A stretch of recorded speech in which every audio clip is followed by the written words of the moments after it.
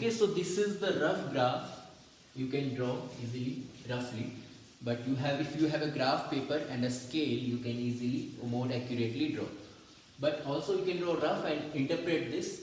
That what can you interpret? That speed of Firoz is more than speed of Sanya. Clearly you can see graph of Firoz is more towards distance. ठीक है, फिरोज का graph distance की तरफ ज्यादा है सानिया से. सो इससे आप इजीली देख सकते हैं.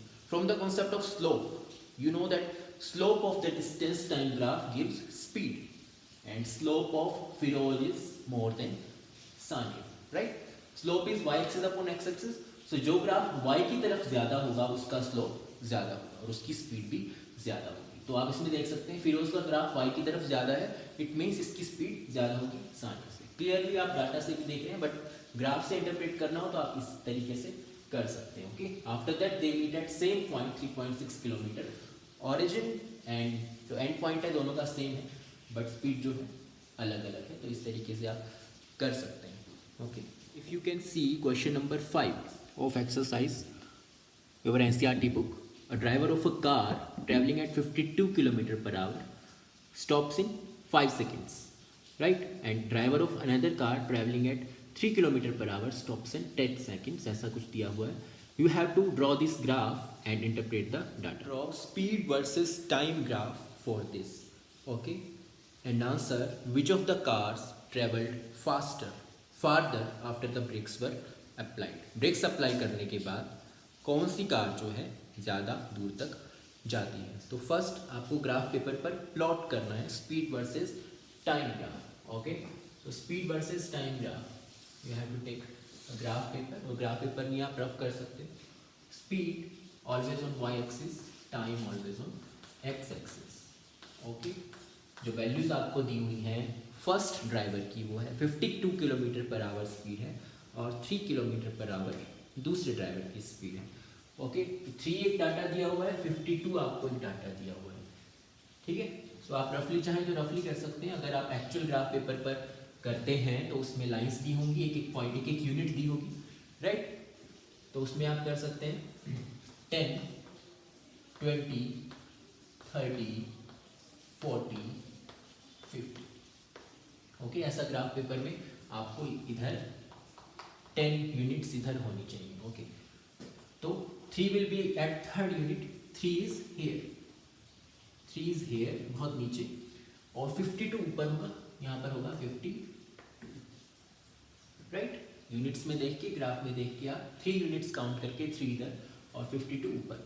ये है आपकी स्पीड की वैल्यूज. टाइम की वैल्यूज है 5 seconds and 10 seconds.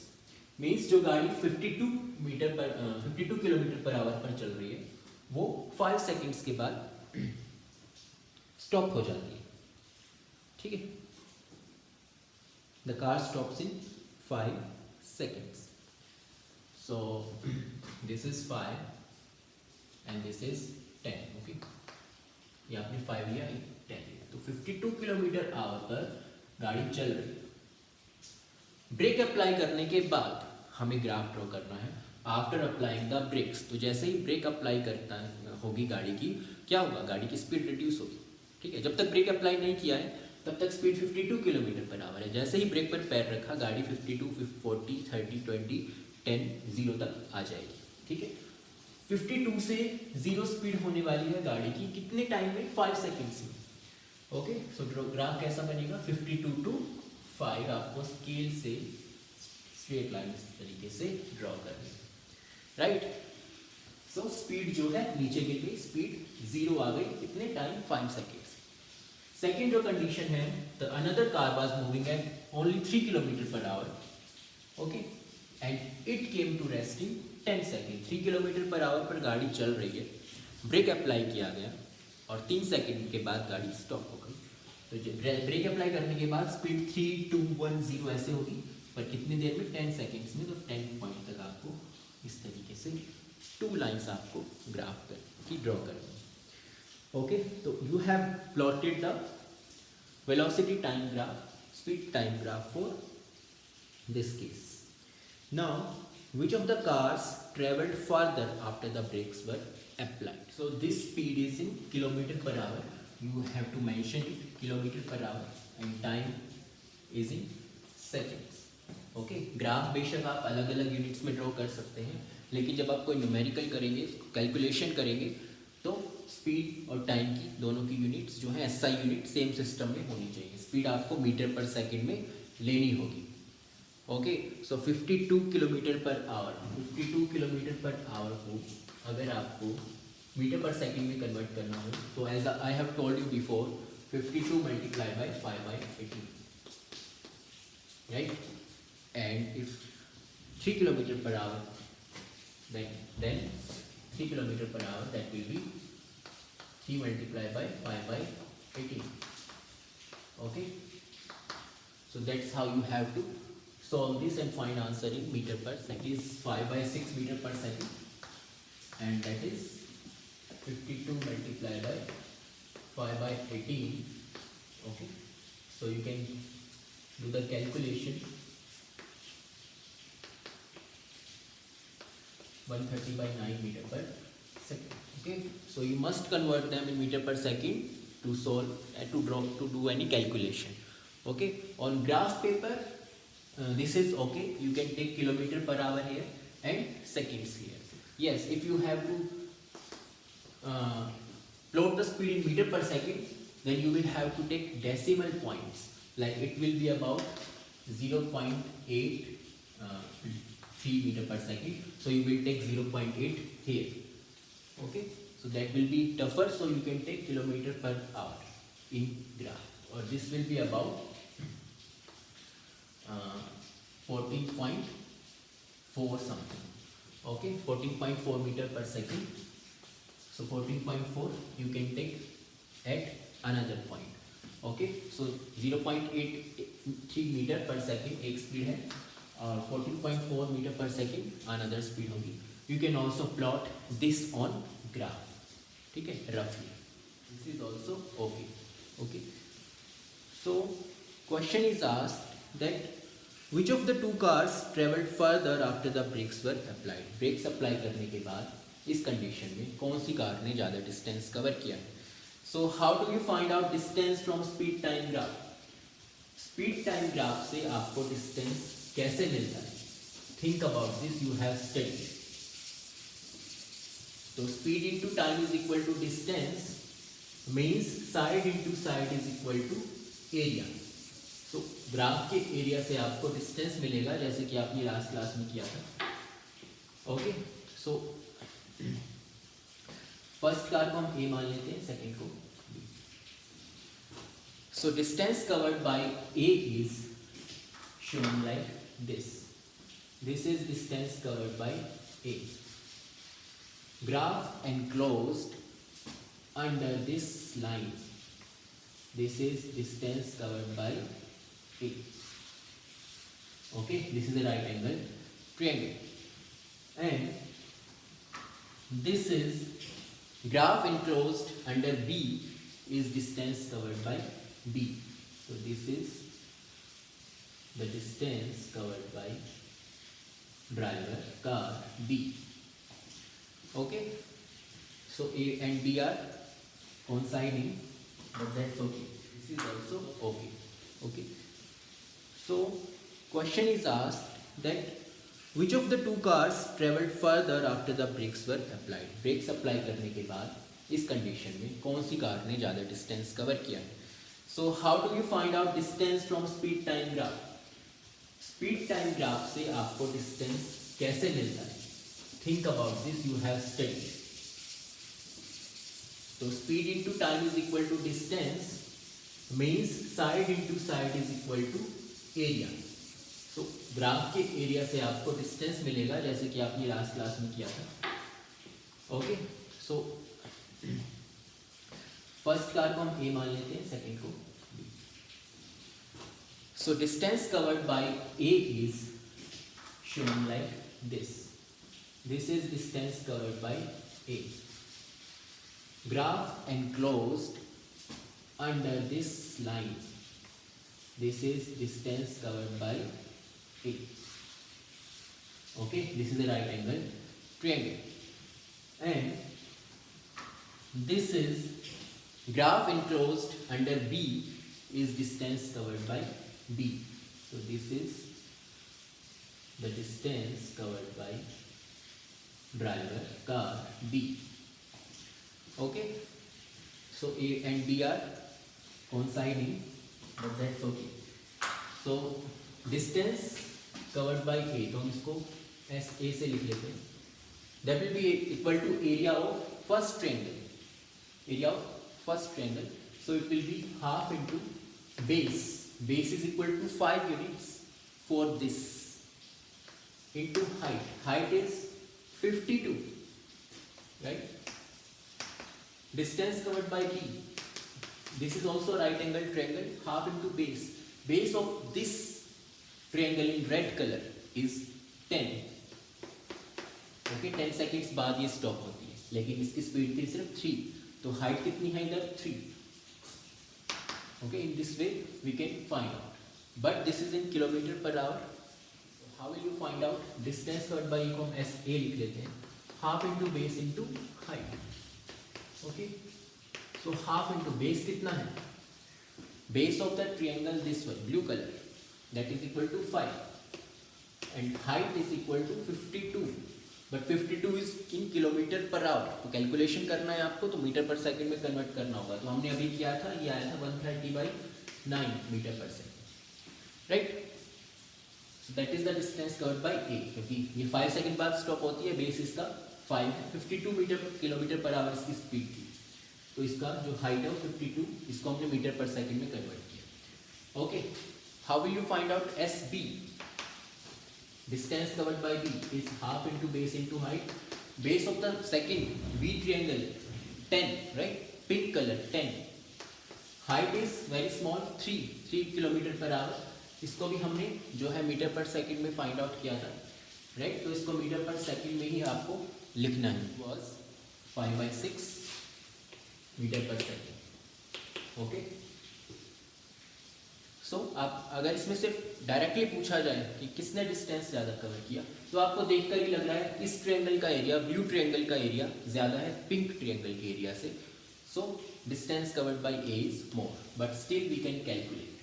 Okay, that will be about 650/18 and it will be 25/6, right? This will be 4 point something 4.1 meters and it will be more. In this way you can calculate values. Distance covered by A, this is equal to about 3. You can calculate, right? 36 point something. Okay, and it will be about 4.1 something. Okay, 36 point. You can calculate 36.1 meters and it will be 4.16 meter. Okay, so you can easily find out the distance covered by A is more than distance covered by B. ठीक है? If this was an MCQ, अगर ये कोई MCQ होता, अगर आपको 2 second में answer देना होता, तो इतना सब कुछ ड्रॉ करने की जरूरत नहीं है. आप एक ग्राफ बनाते इस तरीके से और देखते कि एरिया इसका ज़्यादा है तो इसने ज़्यादा डिस्टेंस कवर किया, बस. हाँ, अगर आपको एग्जैक्ट वैल्यूज पूछे जाएं कितना डिस्टेंस कवर किया, तो आपको इस तरीके से कैलकुलेट करना पड़ेगा, मीटर पर सेकंड में भी कन्वर्ट करना पड़ेगा. Okay, so that's how you can solve any problem. So look at the next question. This is a graph question. Okay, so look at this graph carefully. 6. Okay, a graph is given. This is the graph for 3 kinds of motion, for 3 objects A, B and C. Okay, so इसमें you have to look at this graph carefully and then answer जो that is followed. So later you have been asked that which of the car is traveling fastest. कौन सी car है वो, कौन सा vehicle है जो सबसे ज़्यादा फास्ट ट्रैवल कर रहा है. So this is distance time graph as you know, and distance time graph के स्लोप से we can find out slope. Okay, and जो ग्राफ y की तरफ ज़्यादा इंक्लाइंड है उसका स्लोप ज़्यादा होगा. ओके, और we can also find from the formula of slope कि which of the car is travelling fastest. आपसे ये भी पूछा गया है कि is there any point where 3 cars meet, 3 objects meet. ऐसा कोई पॉइंट है जहाँ पर तीनों ऑब्जेक्ट मिल रहे हैं. ठीक, सो जहाँ पर भी डिस्टेंस टाइम ग्राफ्स इंटरसेक्ट करते हैं, इंटरसेक्ट मीन्स मिलते हैं, वहाँ पर जो है वो दो ऑब्जेक्ट्स मिलते हैं। तो यहाँ पर कुछ इंटरसेक्शन पॉइंट्स हैं, तो देखते हैं कि दो दो ऑब्जेक्ट्स मिल रहे हैं, तीनों मिल रहे हैं। ओके, उसके बाद डिस्टेंस की वैल्यू पूछी गई है, what is the distance covered by C when A crosses B. Okay, so ये ग्राफ इधर बोर्ड पर भी बना हुआ है, मैंने बनाया है अभी, तो आप इससे भी इंटरप्रेट कर सकते हैं ग्राफ की way. So first question is which of the three is travelling the fastest, speed किसकी सबसे ज़्यादा है। ग्राफ को देखकर आपको बताना है। Study the graph and answer the following questions. You don't have to calculate anything, you have to study this graph and answer. So which speed is highest? Speed, you know that speed is given by slope of this graph, and slope means which the graph which is more towards y axis. ठीक है, जो graph जितना erect होगा, जो y axis की तरफ जितना erect होगा, वो उसका स्लोप सबसे ज़्यादा होगा। फॉर एग्जांपल ये तीन ग्राफ्स हैं, अगर ठीक है, ये एक्स एक्सिस है, वाई एक्सिस है, ठीक है, तो इन तीनों ग्राफ्स में स्लोप किसका सबसे ज़्यादा है, जो सबसे ज़्यादा इरेक्ट है, जो सीधा है वाई एक्सिस की तरफ, जिसकी वैल्यूज वाई एक्सिस की तरफ जो इवेंट है उसकी वैल्यू सबसे ज़्यादा। ए बी और सी में देखिए किसकी स्पीड ज़्यादा होगी, डिस्टेंस टाइम ग्राफ है ये, ऑब्वियसली सी की स्पीड सबसे ज़्यादा होगी because it is more erect and its slope is high because this is incline towards Y. Okay, so इस ग्राफ में देखिए, इस जो आपको मेन ग्राफ दिया हुआ है, इस ग्राफ में किस ग्राफ का स्लोप जो है हाईएस्ट है, कौन सा ग्राफ सबसे ज़्यादा इरेक्ट है, कौन सा ग्राफ सबसे ज़्यादा वाई की तरफ है। देखिए, one is this, okay, one is this and this, okay. So as you can clearly see the graph of B is more towards the Y axis, it is like this. एक graph ऐसे है, ठीक है, एक graph जो है नीचे से ऐसे ऊपर आ रहा है और एक ग्राफ ऐसे है। तो ये जो ए और जो सी ग्राफ है, और ठीक है, ए और सी जो है इंक्लाइंड है नीचे को, ये दोनों नीचे की तरफ इंक्लाइंड है, लेकिन जो बी वाला है वो वाई की तरफ ज़्यादा इंक्लाइंड है। बी इज मोर इरेक्ट, ठीक है, ये वो और ज़्यादा सीधा वाई की तरफ है, तो that is Y speed of B is highest, B is traveling fastest, right? B is in blue color. The slope of B is high, so speed of B is also high. ठीक है, अगर फिर भी आपको confusion हो रहा हो तो आप calculation भी कर सकते हैं। You can calculate slope by y2 minus y1 upon x2 minus x1। ठीक है, तो x आप एक वैल्यूज आप ओरिजिन ही ले लीजिए, 0 0 होगा इधर, ये वैल्यूज 2 है, ये 2 0 है, ये 4 0 है। ओके, सो ये 2 0 है ये पॉइंट, ये 4 0 पॉइंट है। दूसरा पॉइंट, टाइम पॉइंट आप कोई भी ले सकते हैं, 0.8 ले सकते हैं, 1.2 लेते हैं। तो अगर आप 0.8 पॉइंट लेते हैं तो उसके कोरस्पॉन्डिंग आपको y की वैल्यू फाइंड आउट करनी पड़ेगी, और एक एक ग्राफ के लिए आपको y2 minus y1 upon x2 minus x1 की वैल्यू फाइंड आउट करनी होगी। Okay, so but you don't need to do that, you can easily guess that from the graph. Okay, so this is the graph given in your book, figure 8.11 shows the distance time graph. Okay, so in first question, first point, this is asked that which of the three is traveling the fastest. Okay, which of the three, A, B and C is traveling the fastest. So in a real graph इस तरीके के blocks, boxes बने होते हैं. Okay, these are units, and according to the units you have to plot the values. So in this graph, which is traveling the fastest, as I have told you before, that the graph which is more inclined towards y-axis or distance, or you can say the graph which is more vertical like this or this. So इन सब में से जो पहला वाला graph है वो सबसे ज़्यादा उसका स्लोप है, means the graph which is more vertical. इनमें से देखिए ज़्यादा वर्टिकल कौन सा है, ज़्यादा इरेक्ट कौन सा है, ए और बी में से वही चीज़ है। तो graph which is more incline towards distance has highest speed, because speed is distance per unit time, so more distance means more speed. Okay, so B has highest slope, then C and then A, क्योंकि A आपको दिखाई दे रहा है सबसे नीचे को गिरा हुआ है, इसका स्लोप जो है सबसे हॉरिजेंटल है तो सबसे कम है। ओके, ठीक है। जनरली ऑल सभी ग्राफ्स में डिस्टेंस वाई एक्सिस पर होता है एंड टाइम जो है एक्स एक्सिस पर होता है, तो उस according you can find slope.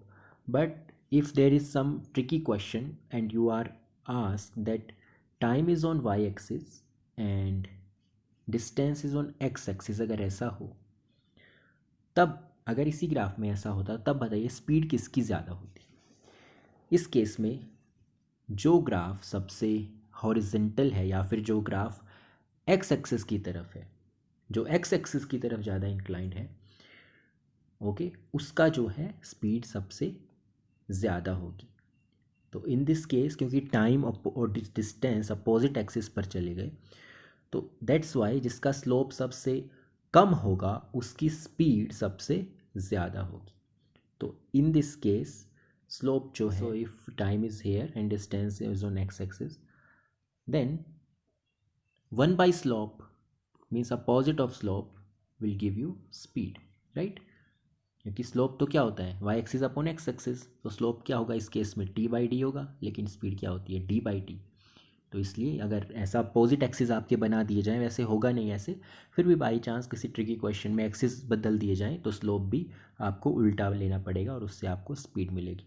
तो इस केस में टाइम अगर यहाँ है और डिस्टेंस यहाँ है, देन जो कर्व जितना हॉरिजेंटल है या एक्स एक्सिस की तरफ झुका हुआ है उसकी स्पीड सबसे ज़्यादा होगी क्योंकि उसका स्लोप कम है। ऑलराइट, सो बेसिकली आप जो है ये जो स्टैंडर्ड टाइप है डिस्टेंस वाई एक्सिस पर और टाइम एक्स एक्सिस पर, उसका अच्छे से समझिए, ठीक है, कि कैसे हम स्लोप निकालते हैं वाई अपॉन एक्स। तो सेकंड जो क्वेश्चन है that ask are all three ever at the same point on the road.